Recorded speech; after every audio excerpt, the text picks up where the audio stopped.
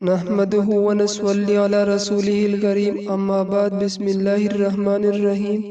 بہت عرصے پہلے کی بات ہے، ایک گاؤں میں نورپور کا ایک نہایت ہی نیک، عبادت گزار اور پرہیزگار بزرگ رہتے تھے، جن کا نام حضرت شمس الدین تھا۔ لوگ انہیں محبت سے بابا جی کہا کرتے تھے۔ بابا جی کا دل اللہ کی یاد میں ہی میں وقت مصروف رہتا۔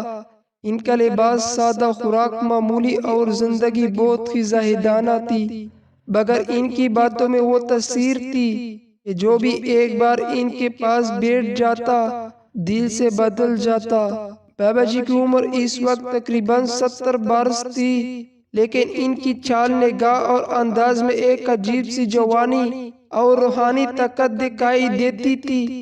گاؤں کے بڑے چھوٹے سب ان کی عزت کرتے اور دور دور سے لوگ ان سے دعائیں اور نصیحتیں لینے آتے۔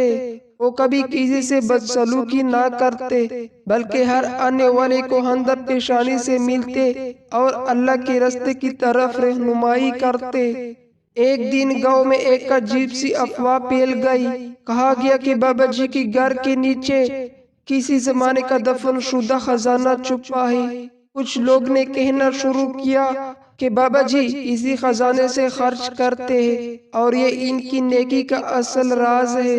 یہ بات جنگل کی آگ کی طرح پورے علاقے میں پھیل گئی۔ کئی لوگ حسد میں مبتلا ہو گئے اور کئی لوگوں نے بابا جی سے دوری اختیار کر لی، مگر بابا جی نے اس پر کوئی رد عمل ظاہر نہ کیا۔ ان کا چہرہ ہمیشہ کی طرح پرسکون اور ان کا دل اللہ کی یاد میں مشغول رہا۔ جب خزانے کی بات بڑھنے لگے تو کچھ نوجوانوں کا گروہ رات کو بابا جی کے کچے گھر کے ارد گرد گھومنے لگا۔ ان کا مقصد خزانے کا پتہ لگانا تھا۔ ایک رات ان میں سے 2 نوجوان خفیہ طور پر بابا جی کے صحن میں گھس آئے۔ وہ زمین کودنے لگے، مگر تھوڑی دیر بعد ہی بابا جی نمودار ہوئے۔ انہوں نے نہ تو غصہ کیا اور نہ ہی ان نوجوانوں کو برا بھلا کہا، بلکہ انہوں نے مسکرا کر فرمایا، بیٹا اگر تم خزانہ چاہتے ہو تو میں تمہیں ایک ایسا خزانہ بتاؤں گا جو ختم نہ ہوگا۔ نوجوان چونکے کیے۔ ایک نے پوچھا، کیسا خزانہ بابا جی؟ بابا جی نے نرمی سے جواب دیا، علم کا خزانہ، تقوی کا خزانہ اور اللہ پر یقین کا خزانہ۔ یہ 3 ایسے خزانے ہیں جو دنیا اور آخرت میں تمہیں کامیاب کریں گے۔ مگر نوجوان کی آنکھوں میں چمک صرف سوئے چاندی کی تھی۔ روحانی باتیں ان کی دل پر اثر نہ کر سکے۔ اگلے دن گاؤں کا نمبردار اور کچھ لالچی لوگ بابا جی کے پاس آئے۔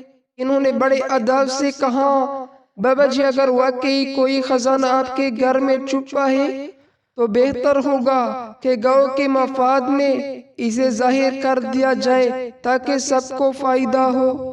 بابا جی نے تحمل سے فرمایا، اگر میرے پاس دنیا کا خزانہ ہوتا تو میں خود فقیری کیوں اختیار کرتا؟ میرے پاس تو صرف اللہ کا ذکر ہے اور قرآن کا علم، یہی میرا سب کچھ ہے۔ مگر لوگ نے دل میں یہ طے کر لیا کہ اگر بابا جی نہ بتائیں گے تو وہ خود راستہ نکالیں گے۔ اب بابا جی کی آزمائش شروع ہو چکی تھی۔ بابا جی کا ایک شاگرد تھا، یاسر نامی نوجوان۔ یاسر شروع سے بابا جی کے ساتھ رہتا، ان کی خدمت کرتا، ان سے علم سکھاتا اور ان کی ہر بات پر عمل کرتا۔ جب اس نے سنا کہ لوگ بابا جی کے خلاف سازشیں کر رہے ہیں تو وہ بہت غمگین ہوا۔ اس نے بابا جی سے کہا، حضرت اگر آپ اجازت دیں تو میں سب کو بتا دوں کہ آپ بے قصور ہیں۔ بابا جی نے نرمی سے جواب دیا، بیٹا سچ ہمیشہ خود بولتا ہے، تم بس صبر سے کام لو، اللہ اپنے بندوں کو تنہا نہیں چھوڑتا۔ اسی رات بابا جی کو خواب میں ایک نورانی شخصیت نظر آئے۔ وہ فرمانے لگے، اللہ تعالیٰ تمہیں آزما رہا ہے اور اس آزمائش کا صبر سے مقابلے کرنے پر وہ تمہیں ایک ایسا خزانہ عطا کرے گا جو رہتی دنیا تک قائم رکھے گا۔ بابا جی بیدار ہوئے تو ان کے چہرے پر مسکراہٹ تھی۔ وہ جان چکے تھے کہ ان کے صبر کا وقت آ گیا ہے۔ چند دن بعد بابا جی پر الزام لگایا گیا کہ وہ گاؤں کے بچوں کو اپنے نظریات سے بہکاتے ہیں۔ اور خزانے کی باتوں سے گمراہ کرتے۔ گاؤں کی پنچایت بلائی گئی اور بابا جی کو حاضر کیا گیا۔ سب کے سامنے بابا جی کھڑے ہو کر خاموش رہے۔ جب بار بار سوالات ہونے لگے تو انہوں نے فقط یہ آیات تلاوت کی، واللہ خیر الرازقین، اللہ ہی سب سے بہتر رزق دینے والا ہے۔ یہ سن کر کچھ لوگ شرمندہ ہوئے، مگر بہت سے پیر بھی ضد پر قائم رہے۔ ایک دن اچانک گاؤں میں ایک شدید طوفانی بارش ہوئی۔ بابا جی کا کچا گھر گر گیا اور اس کے نیچے سے ایک پرانی مٹی کا مٹکا نکلا۔ لوگوں نے دوڑ کر دیکھا تو اس میں سونے کی اشرافیات تھے۔ اب سب کی منہ کلے کے کلے رہ گئے۔ وہی لوگ جو بابا جی کو جھوٹا کہتے تھے اب ان کے قدموں میں گرنے لگے، مگر بابا جی نے نہ تو خوشی ظاہر کی نہ غصہ۔ انہوں نے فرمایا، یہ خزانہ میری ملکیت نہیں، یہ اس گاؤں کی آزمائش ہے۔ اگر تم اسے اللہ کی راہ میں استعمال کرو گے تو تمہیں خیر ملے گی، ورنہ یہ تمہارا زوال بن جائے گا۔ پھر بابا جی نے ایک راز فاش کیا، یہ خزانہ یہاں میں نے دفن نہیں کیا، یہ تو میرے مرشد نے برسوں پہلے یہاں رکھا تھا اور فرمایا تھا کہ جب دنیا دار لوگ میری راہ پر چلنے لگے گے تب یہ ظاہر ہوگا۔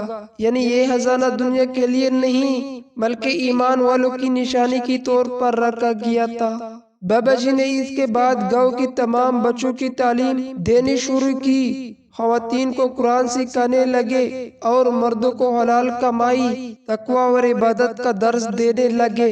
رفتہ رفتہ گاؤں میں ایک روحانی انقلاب آ گیا۔